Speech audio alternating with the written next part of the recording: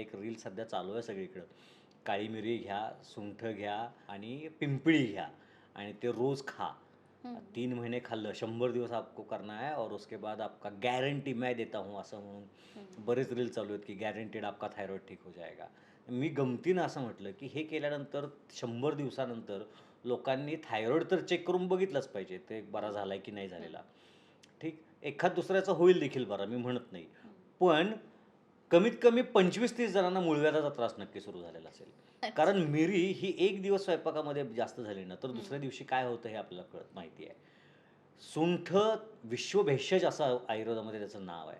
आणि पिंपळी जी आहे, पिंपळी, गजेपिंपळी, गजेपिंपळी वेगळी आहे, हं, पण पिंपळी, गजेपिंपळी ही सगळी दालचिनी ही सगळी जी हं, औषधं आहेत, हे प्रचंड उष्ण मसाल्याचे पदार्थ आहेत हे सगळे.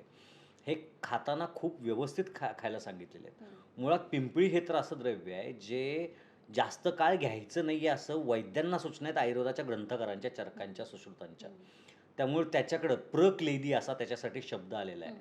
आणि ती जास्त दिवस घेतली तर ती कफ पण वाढवते, पित्त पण वाढवते आणि वात कमी करू शकत नाही. हं, म्हणजे एकंदरीत तो कुठलाही आजार कमी करत नाही, उलट वाढवायला कारणीभूत हं, ठरते. अशा पद्धतीचं ते औषध आहे. हं.